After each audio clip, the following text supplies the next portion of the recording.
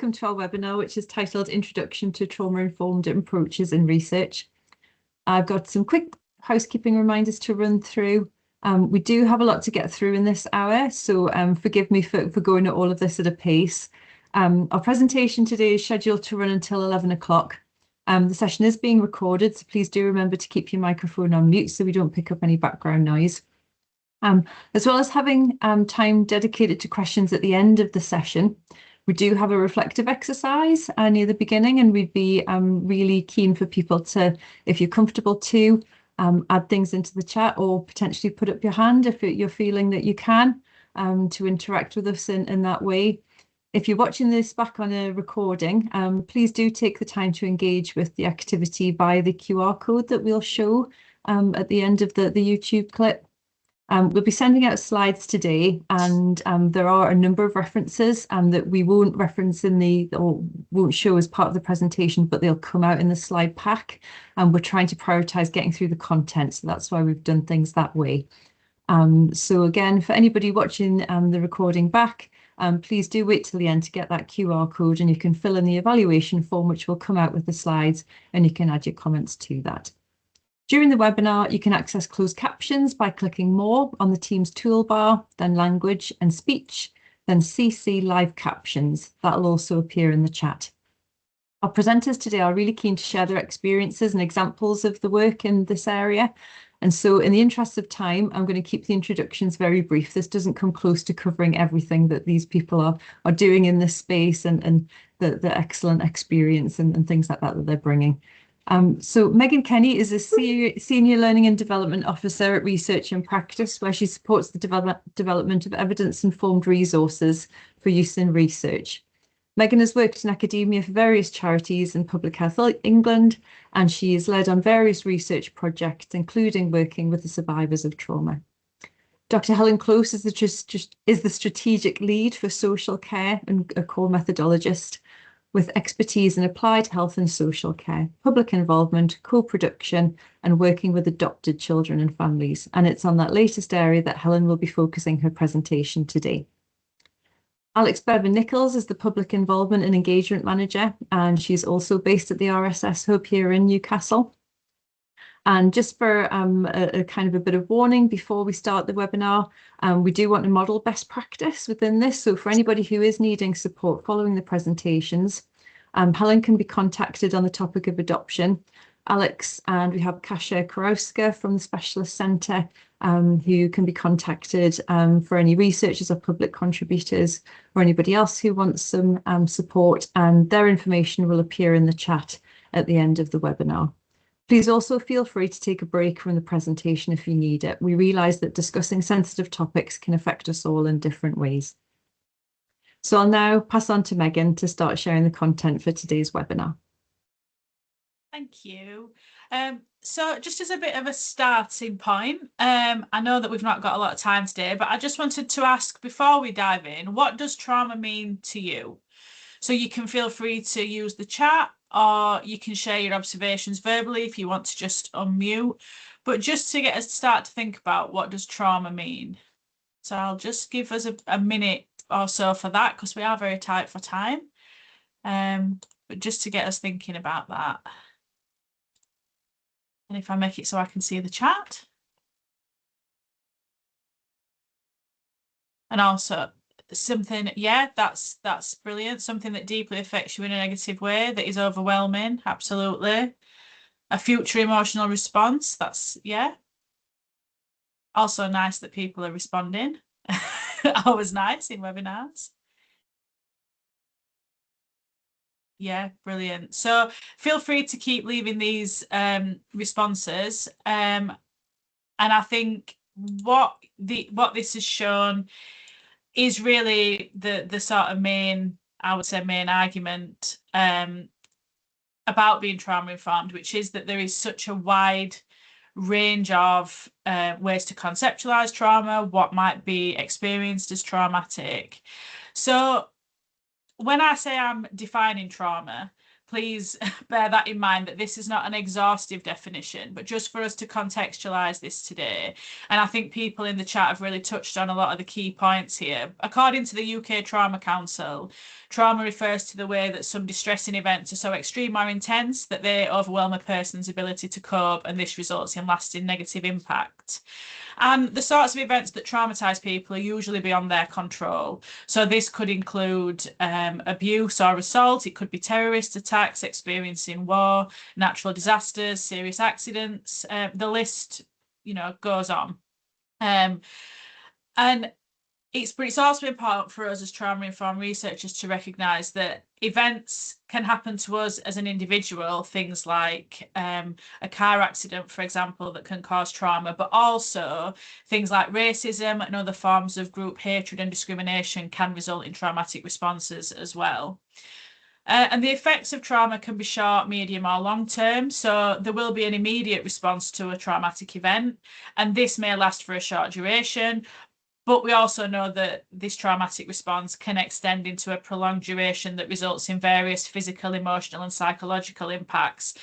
And long-term impacts can include PTSD. Now, estimating prevalence of trauma is obviously very difficult. And, it would be very difficult to come up with an accurate sort of figure. But the World Health Organization has done some World Mental Health surveys and do suggest that around 70% of individuals have experienced some form of trauma. But the lifetime prevalence of those longer term impacts like PTSD is relatively low compared to the percentage of people who have experienced traumatic events. However, more recent research does suggest that trauma-related disorders are becoming more prevalent. And as we know as researchers, correlation, we cannot infer causation. So on the one hand, we could argue that people are becoming more susceptible to trauma-related disorders, but we could also say that people are maybe becoming much more open to discussing mental health and feeling that they are much more able to discuss their experiences of trauma. So I think when we're estimating sort of prevalence around trauma, we need to bear that in mind. But trauma-informed research requires us as researchers to understand that trauma can impact individuals, groups and communities. And also that if we accept that experiencing trauma is a widespread experience, that we as researchers need to be cognizant of this, even when the subject of trauma is not the main focus of our research. So to define trauma-informed research, then, we know that trauma, socioeconomic, cultural and structural issues are associated with poor outcomes for most health conditions and can also make participation difficult in research. So what happens then is that we see that intervention-generated inequalities are exacerbated. And this is being referred to as academic capitalism. So this suggests that the structural academic drivers that favour studies of what Edelman refers to as tame populations means that we then further exacerbate these inequalities. So what we mean by a tame population are people who are willing and able to participate quickly and efficiently in our studies. And, careful attention then is required from us as researchers when we are designing research, because there is this propensity to recruit tame individuals from our populations of interest. And this means that those whose lives are shaped by different forms of adversity may be disenfranchised by this process. Because these adversities may reduce their ability to participate in research, this means then that the research that is meant to benefit these populations is not able to do that because we are not including people's experiences. So if we go back to the idea about the trauma that is experienced by those who are oppressed in society, moving away from just individual experiences, but the trauma experienced by groups and communities, we need to consider how structural injustices impact on attitudes towards research. So, for example, participants may feel a lack of trust in the research process, and this then leads to a lack of engagement in research, and thus a lack of perspective from participants who are facing greater adversity. And this is what we really mean by intervention-generated inequality. So what we find then is that interventions are inadvertently developed to be most inclusive of those facing the least adversity because they are more able to participate quickly and efficiently in our research studies. So this is a methodological concern because obviously we know this leads to sample bias and a lack of generalizability. But more importantly, in my opinion, this is an ethical concern because this practice breaches our ethical responsibility as researchers around the right to access, healthcare and to participate in research. So Edelman has proposed a framework to help start to think about how we address these inequalities. And this is the Trauma and Resilience Informed Research Principles and Practice Framework, which is quite a mouthful. So for the rest of this section of the presentation, I will just be referring to the framework. But the aim of this framework is really to identify and address the adversity context that might underpin the lives of research participants and the research phenomenon under study.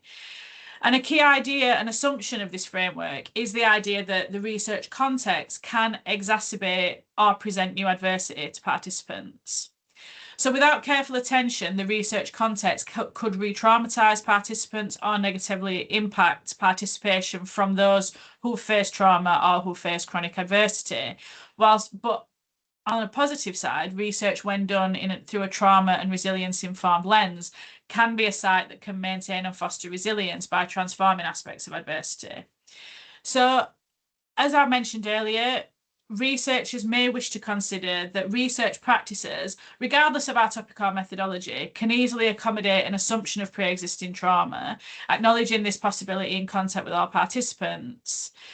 And this framework also invites the researcher to consider the finer details of the context and processes through which our activities take place, so things like participant recruitment, data collection and dissemination. And this is not to say that we should automatically assume that all participants in our research have experienced trauma or that they continue to face negative consequences as a result of trauma, but rather that we should be alert to the possibility that this could occur and frame our research in such a way that it would not, as much as is reasonably possible, negatively impact on them as a result. And one of the really important factors around this framework is that the trauma-informed and resilience-informed approach that it takes emphasises the importance of relationships and social context. So really highlighting that neither trauma nor resilience can be understood without recognising the interdependence of context and individual. And I'll talk about that a little bit more as I move through the principles of the framework. But this framework also focuses on empowerment and addressing cultural issues, and reminds us that research doesn't exist in a vacuum. So we as researchers need to be aware of the wider contextual factors around our research and our research topics, and as well as our potential participants and the wider socio-cultural setting in which our research takes place. And that is something that I will return to as we move through the principles. So this is a bit of a whistle-stop tour. There is a lot of information in the slides, but the paper by Edelman is also open access, so you can read through the paper in its entirety after this session. But the framework contains 8 principles, and there's guidance for practice at each stage. So as you can see, it's from topic, choice and study design through recruitment and data selection to analysis and dissemination. And the first principle suggests that researchers should be active in seeking out participants from disenfranchised groups. So really ensuring that as much as possible, we are being as inclusive as we can in our sampling. And this can include developing accessible tools that take the needs of different people into account, considering the impact of being disenfranchised on participation, as I mentioned earlier, and ensuring that we use clear language and that expectations are clearly articulated, as well as employing sampling techniques that embed intersectionality and a focus on representation. And just as a note, PPI as an acronym appears in quite a few of the principles, and that's patient and public involvement, if you're not familiar with that acronym. So the second stage outlines how, as researchers, we should align with social justice to ensure that our research examines and critiques structural inequality rather than perpetuating it. And so this should include the inclusion of socially transformative elements to research where possible, thinking about research questions that focus on social practice rather than seeing the individual involved as an agent of change, and the development of impact plans that develop understanding about the impact of inequality. So really embedding our research in its context and being critical about how the sort of social and structural context that our research takes place in impacts on not only our research, but on our participants.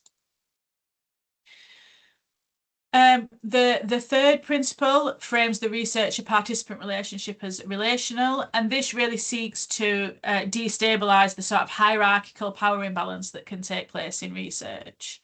So this includes emphasizing that participants can refuse to participate or withdraw from the study without any negative consequence, but also it includes having a warm and relational approach in our work with participants. This may be more relevant to those doing qualitative research, but in any contact with participants, we should be seeking to be warm rather than aloof, that we should be seeking to build that, that relational approach into our research. We also need to be sensitive to the context of individual experiences as well. So if a participant becomes distressed while taking part in an interview, for example, rather than having a blanket approach that says, we'll stop the interview at this stage and withdraw you from the study, what we should be seeking to do is contextualize individual experience. So a participant may become distressed and may wish to withdraw, but another participant may experience distress and wish to continue. So for us as researchers, what that requires is an understanding of the individual that we're dealing with, rather than taking a blanket approach. We should also then be thinking about how participants may avoid some aspects of our study if they wish to do so, and that we build in mechanisms for participants to do that without highlighting which particular aspects they've found difficult. So the fourth principle is focused on participant empowerment, and there's a real emphasis here on co-production, and I would encourage that in research wherever possible, that we have a focus on co-production, but also thinking about control during participation and choice around various aspects of the study. So this could be things like choosing where to sit in a room for an interview, choosing how to signal that they want to stop or take a break, and also thinking about how data is shared. We know that informed consent is always paramount in research, but Edelman suggests that if we are coming at research from this trauma and resilience informed lens, then we need to revisit this throughout the process. And participants should also be offered more choice around withdrawal, and also that we ensure participant information sheets are clear about what's required of participants and what they're taking part in. And I'm aware that this is a bit of a whistle-stop tour, but hopefully you can read the Edelman paper in more detail after this. The fifth principle emphasises strength and resilience. So this encourages researchers to use active listening and to provide validation if trauma is disclosed, as well as using appropriate terminology throughout the study. And this is something to discuss with participants, I would say, beforehand, to understand what their preferred language is and to ensure that you're using it. And also validating examples of resilience in participants, so that we are really emphasising the strength and resilience of participants. And again, even if your research topic is not explicitly focused on trauma, if participants are disclosing traumatic events, that it's important for you to have the skills to emphasise this, validate that experience and the strength and resilience that comes from that. Principle 6 looks at minimising re-traumatisation, and as I mentioned earlier, this is as much as reasonably possible. We as researchers are not omnipotent beings. We can't anticipate, particularly if our research is not explicitly focused on trauma, we can't always anticipate what may be traumatic for participants. But what we can do is, by embedding trauma-informed principles, is hopefully minimise the risk that occurs. And part of this is thinking about language use, it's thinking about avoiding intrusive procedures or intrusive questions, and focusing on active listening and really being clear about data protection, so that participants feel safe in their disclosures, that they know how their data will be used. And also, for Principle 7, so what I would say is the principle of re-traumatization is embedded throughout this framework. So by taking on board all of these principles, you will hopefully minimize the risk of negative impacts for participants. But Principle 7 is looking at recognizing the potential impact of trauma and adversity on all participants. So I think the key thing here is not to assume that non-sensitive topics, as we would describe it, if we think a topic isn't sensitive, doesn't have the potential to be sensitive to some participants. So, you know, we should think about providing mental health support as standard to participants. Think about where research takes place. Is it an inclusive space that feels safe for all involved? And also really key to this, I would say, is thinking about developing our skills around listening to traumatic experiences and providing support to participants if they are distressed, and recognizing coping mechanisms participants may use. So not only is this about thinking about how you set up your study in terms of what participants are asked to do, it's also thinking about developing your skills about how you would respond if participants disclose something that was traumatic or distressing for them. So ensuring you have the skills to manage that appropriately. And the final principle is around the need for researchers to develop skills around cultural competency. And this means developing an understanding of culture and the wider social context in which our research sits. And I think this is really key, regardless of the topic, that we understand that our research, as I said earlier, doesn't exist in a vacuum, that we are conducting research in contexts that are sites of injustice and oppression for people, and that our research can either exacerbate that or hopefully mitigate that. So we need to be thinking about how our research either contributes or challenges these systems of inequality. So this involves, as I've said, conducting research in spaces that promote safety, using appropriate language, and really building your knowledge and skills around cultural competency. So just to summarise before I pass to Helen, the strength of this framework is that it synthesises both trauma-informed and resilience-informed principles rather than favouring one perspective or another. If we just focus on trauma, there's a potential for us to reduce people to victims of their experience without acknowledging that they have, survived that trauma. If we only focus on resilience, what we can do is sort of lose sight of the fact that resilience only develops in the face of adversity. So taking both of these approaches together helps us to have a fuller picture rather than focusing on one aspect or another. And this framework focuses really on reducing these intervention-generated inequalities through the research process, as well as attending to critiques that ethical principles of research, the ethical principles that underpin our research, cannot be adequately addressed if we don't pay attention to trauma. It also draws on and expands existing trauma-informed and resilience-informed research recommendations and gives us a framework to approach research with the explicit intention of addressing these intervention-generated inequalities by creating these inclusive opportunities for engagement in research and promoting well-being throughout that process. And as I've said, the practice of research can either address adversity or perpetuate it at both individual and societal levels. And so this framework seeks to challenge researchers to develop new procedures that don't perpetuate adversities and systems of oppression. And by strengthening our research practices through frameworks like this, we can develop research that is more inclusive and hopefully feels safer for participants. And we can introduce and normalise structures and processes that empower individuals and populations. So this framework is really founded on the belief that attention to the detail of how research is conducted within broader social contexts can improve the likelihood of participation from those who are facing greater adversity and improve their subsequent experience by doing so.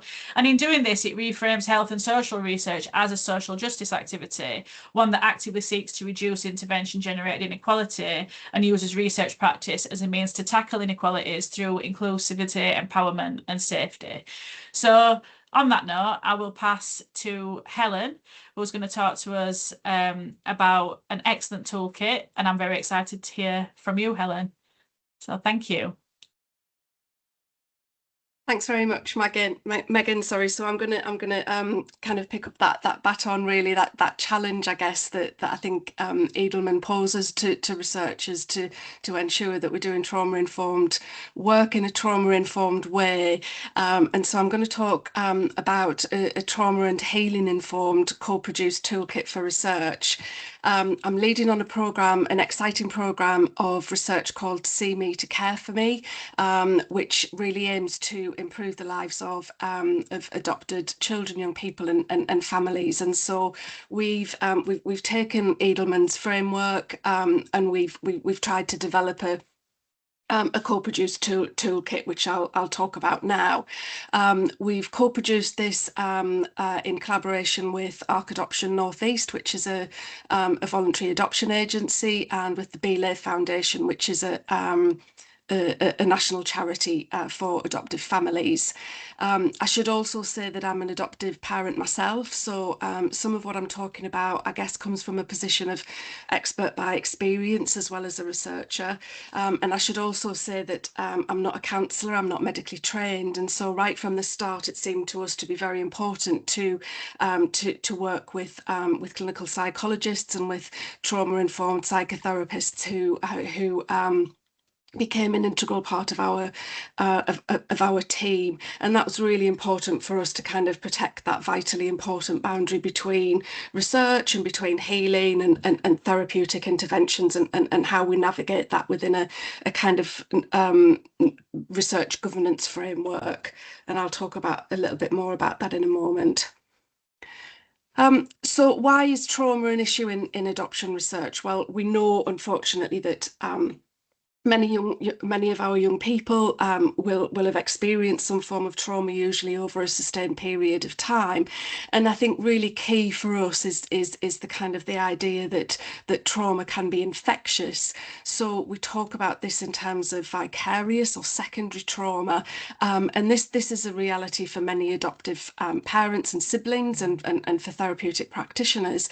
And that means that it's also a reality and a risk for researchers working in this space. So we really wanted to approach this kind of within a lens of making sure that this is safe for everybody, everybody concerned.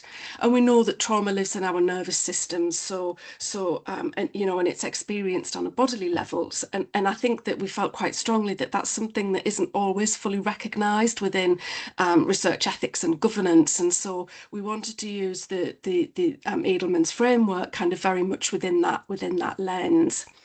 And so this slide shows an early quote from an adult adoptee who told us, "I really want to be involved in research, but I'm frightened of all kinds of things happening that would just take too long to explain." And that really spoke to what Megan's just mentioned in terms of Edelman's approach about not wanting a tame population. We wanted to include people who really had a lot to say about adoption research, but who might not necessarily want to be involved because for lots of different reasons. And so the psychology team, the psychotherapy team suggested that as a starting point, we start with a theory called polyvagal theory. Now, apologies, I haven't got time to go through this in detail. I have put some links in the resources for anyone who wants to know more about this. But polyvagal theory essentially is it's the science of what it is to be human, and the neurobiology of safety, trauma, and defence. And I think there are two key things here that we wanted to take forward. I think firstly, the theory strongly indicates that our regulated presence and calm and emotional accessibility is what's needed to work with those who might be in distress or who might have experienced trauma. And the second thing is that we have a real commitment to ensure that not only do we try not to do harm in terms of research ethics and governance, but also that we ensure that participants and team members remain at the top of that ladder, whatever we do in terms of research activities, in a sense of felt safety and connection. So we had this quite complicated theory, which took us a while to kind of navigate. And then alongside this, we've got Natalie's excellent framework, but we got a bit stuck as to how we could really apply the kind of the principles of connection, of co-regulation, that lending of our calm within a research activity, and how to maintain a sense of felt safety for everyone during that research process. So how did we get unstuck from this kind of complexity? Well, we talked to lots of adoptive families and young people. We had workshops, we had phone and one-to-one interviews, and we talked about the principles of within the framework and what that might mean in practice to people if they wanted to be involved in research. Again, there's not much time to go through all of this detail, but co-regulation, again, that sense of lending our calm was crucial to people. And so we do a lot of research activities in groups. And again, I'll talk a little bit more about that in terms of the checklist. Anonymity and confidentiality were crucial because of the risks associated with being identified by birth families. And so families didn't even want to put their details on a consent form or a PPI payment form because it was impossible to guarantee that this wouldn't be seen outside of the research team. And that was presented as a traumatic kind of worry that people were holding. People liked Edelman's concept of resilience, but they criticised the rhetoric of overcoming difficult pasts, and they wanted us to shift much more towards the possibility of the research encounter as not just being about safety, but also being conducive to healing. Beware of fawning. So they told us to beware of a trauma response known as fawning, and this really is where trust hasn't been earned and the traumatized person goes into a state for, kind of similar to fight, flight or freeze, in which they're overly friendly to the person and tells them what they think they want to hear. And I think, again, that really speaks to Edelman's point about a tame population, and that's not what we want. That's certainly not what we wanted within this research framework. So connection and trust, and again, that sense of felt safety were crucial to try and overcome that fawning response. And that means building in extra time for all of our research activities. And one of the key things we realised was that adoption and care experience are hidden characteristics, and anyone who comes into contact with the research might be directly or indirectly affected by the issues raised. This includes all team members, members of ethics committees that are considering a proposal, members of your finance team if you're costing up a research proposal. And so we came up with the concept of everyone, every time in relation to signposting and the right to have support. So what did that mean in practice then? What did we actually do? Well, we were already at an advantage because some of the adoptive families we worked with had already been through some therapy and were familiar with the concept of glimmers. So if you haven't come across this before, this is again a key part of polyvagal theory. And glimmers really are tiny moments of joy that impact on our nervous systems to keep us at the top of that regulation ladder that I showed just now. So we worked with families to get them to create lists of glimmers for them, which included singing, humming, blowing bubbles, creative activities, stroking a pet. And of course, it's important to say that this isn't a prescriptive list. Not everyone would find it safe to have a hug, for example, but we found that having a list of things to select from allowed us to get participants to select these at the start and the end of every research activity, so that we weren't starting from scratch each time. And similarly, we asked folk to tell us what materials would help in research activities, both online and in person. We call these the 5 Bs, so that they're easy to remember. And they might look a bit childish and a bit simplistic, but there is a science behind all of these things, again, in terms of how they interact with our vagal nerve and how they keep us in a sense of felt safety. So blowing bubbles, for example, is a really unobtrusive kind of way of directly calming and regulating your nervous system. Blue tack's a good fidget object that seems to be acceptable to adults as well as children. And again, this isn't a prescriptive list, but just some ideas to get you to think about how you can support a sense of safety in everyone. And again, how you apply these things according to Edelman's framework needs to be co-produced, and you need to consider, I think, having some psychological support alongside. So, for example, batting balloons around the room could be really triggering for one person, but really energizing and calming for another. So having this acknowledged in terms of what, how, where, when, by whom, and maybe having space mapped out in the room. So if someone needs to get up and bounce a balloon in their hand at the end of the room, or blow some bubbles for example, then someone else can be further removed from that and not be triggered by that. And of course, these are deeply personal things and need to be negotiated kind of on an individual level. So I haven't got time to show you all of the checklist today, but this is an important part of the checklist, kind of before and after every contact. So I'm talking there about after, during, before, during, and after every research activity, but also contact points, which can include emails or reading documents, anything that that might be triggering, that might have triggering information. So how am I feeling in relation to connection, co-regulation? Do I have a sense of felt safety that I can share with others? What small steps can I take to regulate my nervous system? Do I need any glimmers? Do I need additional support? And am I straying outside of our research boundary? Now, of course, all of these are important questions that beg an answer, and I haven't got time to go into all of the answers, but perhaps we'll come to those in the questions.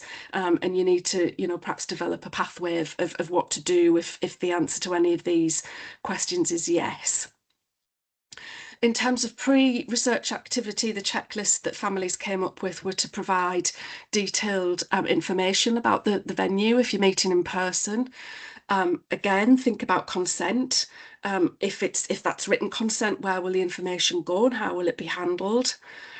We always offer a pre-interview phone call to plan glimmers and avoid triggers. Have a think about what materials might be needed and the ground rules for anonymity. So, if folk want to they can remain off camera and off audio.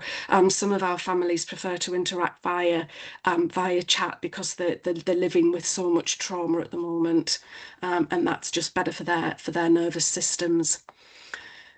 During the meeting itself, we always build an extra time for welcome to settle people and get that sense of safety. Remember your 5 Bs. We always give permission for people to move around during a session. Again, that's a very important way to regulate our nervous system, and we try and model that and mirror that as well. Try and get a room with a window if possible, as long as it's not too noisy outside. And if we've got a psychologist working alongside us, we'll offer an optional kind of grounding exercise at the start and end of the meeting. And obviously that's entirely optional. Really important for us after a meeting is to have a debrief immediately afterwards. Some folk prefer to do that in a small group kind of way. Again, we're lending our calm, and people might want to hug, or they might want to do that individually, and so we'll navigate that and make sure that we allocate plenty of time for that.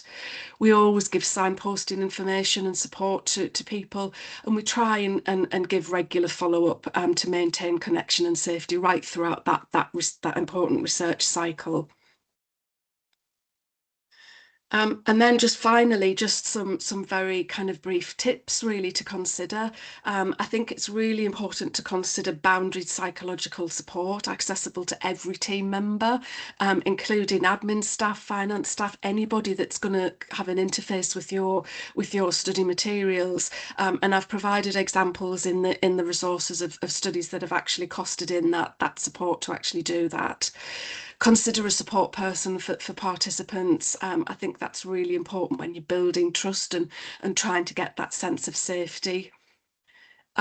kind of accidentally, we didn't plan to recruit participants who already had insights to offer in relation to healing. But again, I think this kind of speaks to Edelman's emphasis on resilience, that, you know, people have a right to recover from trauma, and so working with people who already have insights into that was absolutely crucial for us to kind of co-produce those materials and glimmers. And as I've said before, I think really key to us, just to bring this to a close, you know, every person, every time, consider the effects your research might have on everyone who interfaces with it every time they do so. Every time I present this work, somebody will contact me that I hadn't kind of thought of from the finance team, or somebody more broadly, and they'll say, I've got this lived experience. Can you give me some support? So I'll end there, and I'll pass you over to Alex, who's going to talk about this from a PPI point of view. Thanks very much, Helen. So yeah, I'm Alex. I just taking control of the slides. There we go. So I work at the Newcastle Hub for the Research Support Service, along with Helen there. I'm going to give you a snapshot today of what is a work in progress. There's no kind of neat endpoint to this. This is very much a work in progress. But things that we've done to embed support, sensitivity and care, and hopefully trauma-informed practices into our patient and public involvement. So just so we're all on the same page with language before we start, so patient and public involvement is research that is done with or by the public, not to, about or for them. You've got the Health Research Authority definition there. It's patients and people with lived experience contributing to how research is designed, conducted and delivered and then shared. We know that it makes research more relevant, more effective, often more just, more fair, and more likely to benefit more people, hopefully in the end. You might hear public involvement being referred to as PPI or PPIE, which is a term I'll use in the presentation today, or involvement. You might hear service user involvement. You might hear public and community partnerships, or PCP. So just to mention, those things are kind of all referring to generally the same kind of process. One thing that involvement is not is participation. So we've heard already today in the presentations, people being participants in research. What I'm talking about is something different to that. So a participant might be, for example, a participant in a trial, or there might be someone being interviewed, being researched, if you like. I'm talking about people being involved in kind of steering and shaping research too. So I thought, but when I started thinking about this, I was thinking of a few differences with PPI, because a lot of the things you've heard about will also apply, but some key differences maybe to keep in mind. Perhaps the ask might be less clear of people. People might be a bit less familiar with what this role is. You might be talking about longer term work together, working together for 4, 5, 6 years, rather than kind of shorter project work. It might be less about, the focus might be less on someone telling their story and more about kind of shaping the research and challenging a researcher's ideas, feeling comfortable to do that. The next steps are often different, so people might be less familiar with kind of what happens to their contribution, and it's up to you to make that clear. There's potentially higher risk of tokenism, I think, in involvement compared to people being participants in research. And there's no, you don't need formal ethics approval to do PPI. It's not research, you're not gathering data, you're having conversations with people. But that means that you, as someone kind of planning that, if you're a researcher, you don't get that nice kind of reassuring rubber stamp, I guess, that you might get from an ethics committee about your plans. So I'm going to first of all give you, so I'm going to tell you in a second kind of things that we did to embed this. First of all, I just want to give you a bit of a snapshot into my brain when I was planning this. So sorry to inflict that on you, but here is my brain. So we thought about, or I thought, when I was sitting down and thinking about how can we take better care of people, essentially, I was thinking about the interactions we were having as a bubble. So within this bubble, so let's say it could be a meeting, it could be something different, but let's say, for example, a meeting, you've got all these things going on within that bubble. So people going into to it, sharing experiences, interacting with other people, hearing a topic discussed, hearing other people's experiences, that notion of kind of challenging ideas or being challenged as well, and wanting to enact change. So all of that kind of going on within that bubble. But I think really important to remember that there's this kind of line that runs through that bubble. It's still there within that bubble. It doesn't disappear, but it starts before and it finishes after. I think there's three things to remember here. One for me is that this line exists, that bubble is not in isolation. The second thing is that there's a short term before and a short term after. So there's these direct kind of transition points into that interaction and afterwards. And then there's a much longer term view as well, is the kind of third thing to remember, that there's a much longer before and a much longer after outside of this interaction. And there's things that you can do to help people feel safe and comfortable within that bubble, taking into account what's happening and changing things that are happening before and after. So the things that we did, just some kind of practical things that we did in the short term, just to start with. Choice is really crucial here, and this was all kind of developed with our public partners, because we're working with public partners in various different ways. But we sat down with them and asked them, what would be helpful, and these are some of the things that came out and that we've embedded. So choice over topics. We never ever approach people and say, oh, I've known you for 6 years, I know you've got experience of this, can you join this meeting? People always opt into the meetings that they want to join. We are quite conscious of when we are not the best people to be facilitating a PPI meeting, and we have fantastic partners in the VCSE, the voluntary sector, for example, and other people who can act as kind of safe contacts when we are not the best people to do that. For example, if we are fostering a culturally safe environment, working with a particular group, maybe there's people at a VCSE organisation who are better placed to do that than us. We do a lot of prep with the researchers. I think that's really key. So we dig into topics. We say to them, okay, we know you said you're going to talk about this, but tell us all the subtopics that are going to come up within that. And sometimes things come up that would have totally blindsided everyone in that discussion. I should have said within that bubble as well, we're talking about everyone in the discussion. So public contributors, the researcher, someone who might be facilitating or chairing, for example. So making sure everyone in advance has this kind of pre-meeting information and they know what topics are going to come up. We signpost people to support, and we ask the researcher to help us compile those resources. Often they are a better place to know what useful support is out there for a particular topic. So making sure everyone has that in advance. During the meeting, we're very explicit that it's fine to do these things like switch your camera off or take breaks. We say that even if someone's joined 100 meetings with us, we'll still say it every time, because we want to sort of create that atmosphere where nobody feels awkward doing that. And the same with kind of blocking out time after the meetings. My advice here is to block out that time. It won't happen by accident. Something will end up getting booked into your diary if you don't kind of protect that time. And it is really important time to protect for everyone in the meeting, for yourself if you're the person kind of facilitating the meeting, for public contributors if they need to or want to chat to you afterwards, and for researchers as well. I've had researchers make use of that time to kind of debrief and get a cup of tea together afterwards and talk things through. We give regular and honest feedback after the session, so people know what the impact or what the value of their contribution has been. And we obviously pay people for their time according to the NIHR's, the National Institute for Health Researchers and Care Researchers recommended rates there. And thinking about the longer term, and this is where I think some of the maybe the less obvious but really important stuff goes on. It's often about relationship building. And it's just an example of how we do this. We have a weekly newsletter that goes out. It serves a function because it has our kind of new PPI opportunities that week that people can get involved in if they want to. But it also serves a really key kind of relationship building function.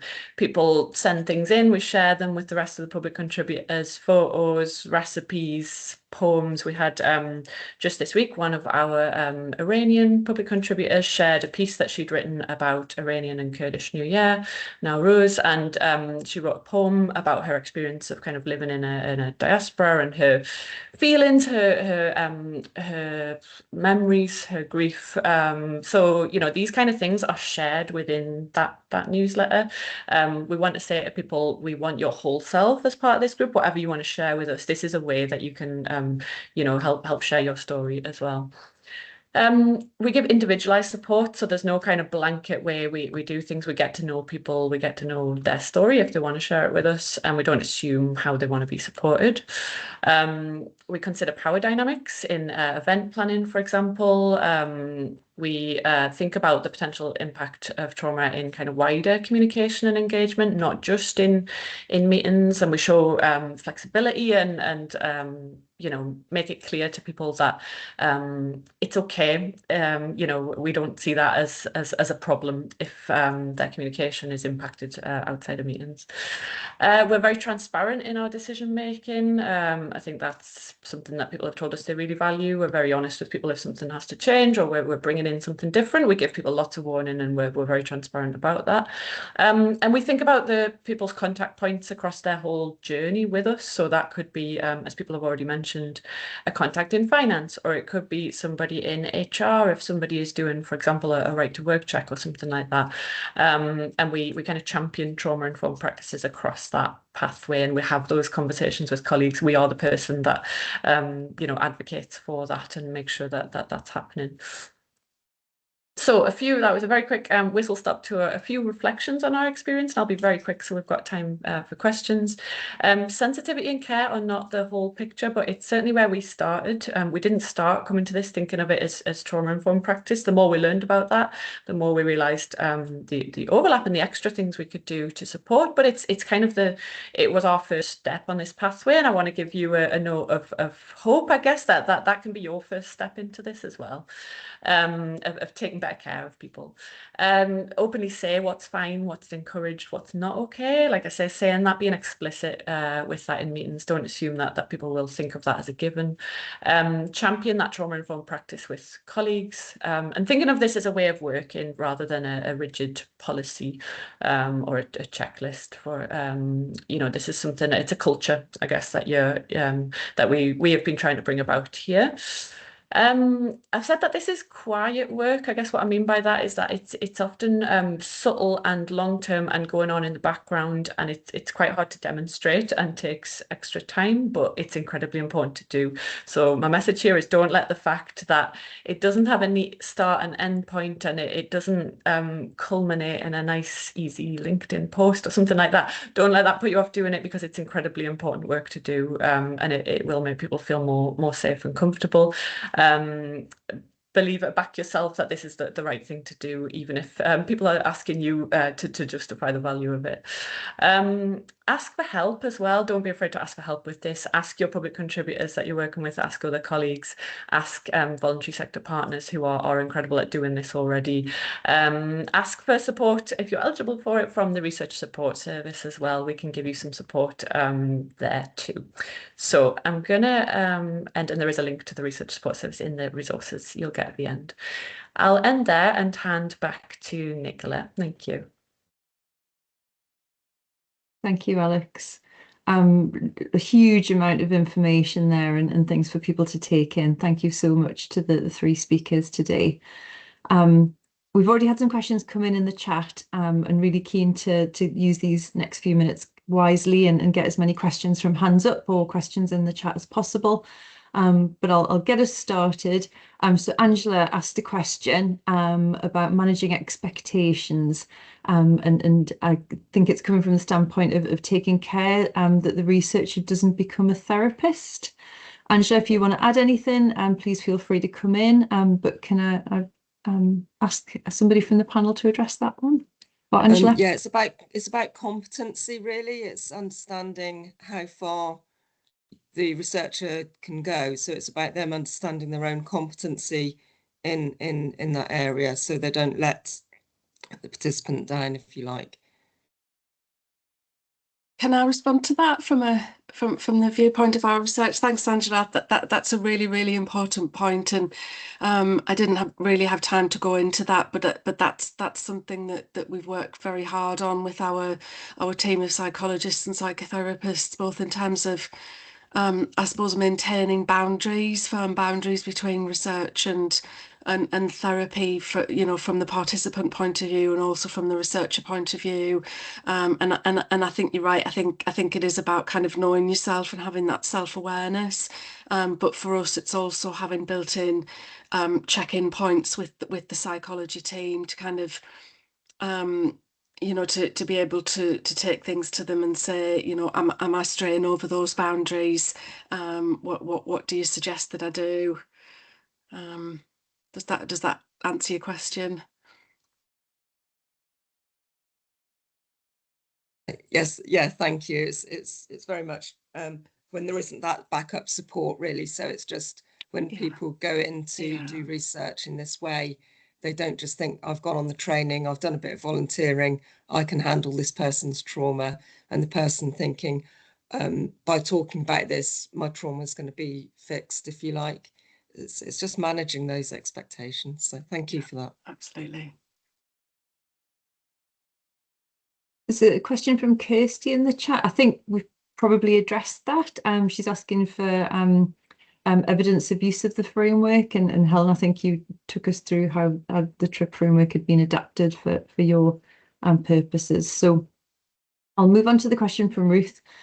She is interested to know how you balance incentives to encourage people into research with making it possible for participants to withdraw if they need to. Are these two things ever in conflict? To the panel. I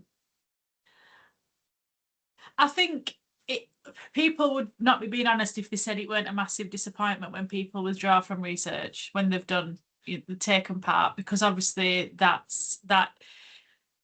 is a bit less data for you. It's we all know the pressures that researchers are under, but I think the balance really is about, and this is where being trauma informed comes in. If you were seeing this as people sharing their lived reality first, rather than your desire for that information to fulfill your studies purposes, then I think it becomes easier to see that withdrawal is part of it. Sometimes that's the nature of the beast, really, in terms of research. And I don't think that there's a conflict between encouraging people to participate and withdrawal. I think when we talk about encouraging participation, it's really thinking about that we're asking people to give up their time, give up their experiences for us to be able to draw on that to hopefully create something impactful that improves people's lives. But I don't see those. I mean, I don't know whether anyone else feels differently. I don't see those as being in conflict. I think we just have to fundamentally see that, the participant and their experience comes first above and beyond our research objectives. And I think if you approach research like that, it's much more easy to accept that sometimes people will change their mind and decide not to take part. I don't know if anyone wants to add to that. So thank you so much for addressing. I guess what I don't want is for people to offer an incentive to people to join into research, and then when they feel that they're ready to, they don't want to carry on, they need to withdraw, it's too traumatizing, they feel they have to continue, or they won't get their voucher, or they won't get that becomes a kind of pressure. And I think it's really good that you're thinking like that, though, because that is putting that participant first, and I think, again, this is where being really clear in participant information materials comes in, I think, and revisiting that conversation with someone. So if you pick up on the fact that someone's experiencing distress, then you being able to say, well, if you want to withdraw, you can, with no negative consequence. You'll still receive the whatever the incentive is. But there's no, because we do know that social desirability comes into this. People want to do what they've said they're going to do. And I think part of being trauma informed is really saying to people that if you change your mind, that's all right. We're not angry, you're not doing anything wrong, so it's about creating those conditions that people feel that safety to change their mind if they need to. But I think the fact that you're thinking about it from that lens already shows that you're doing it, I would say. I'm going to think we've got time for one more question. One of the questions is about resources and tools, and we can share that after the meeting. So I'm going to go to Gemma's question. She's curious about thoughts regarding having people who've participated in PPIE and have been an active part in co-designing research to be trauma-informed, then becoming participants separately from PPIE activities if they wish to. Alex, would you be able to address that one, please? Yeah, so yeah, it's a tricky one, and I'm looking to Helen for some help here as well, because I'm not a researcher, so I see kind of the PPI angle, but then it'll be interesting to see from a researcher perspective as well, thoughts on that. So my thinking is generally it is better to keep the two separate, that an active PPIE group, like you say, who's been kind of involved in co-designing the research. There is a different relationship there. There are different, you have purposefully built a different relationship there. And there are naturally some different kind of power dynamics, I guess, going on. Yeah, Helen, I don't know, I'm going to come to you as well to see what you think on that while I'm thinking. I think that was an excellent response, Alex. I think because it's such a different relationship, I think there's a danger that actually once somebody's been involved in PPI, that actually that might change their perspective as a participant in terms of the data that you're collecting. I don't think I've seen any examples where you could be both, but I mean there may be. It might depend on the research question, if it's co-produced. But I think it's much cleaner to have that divide.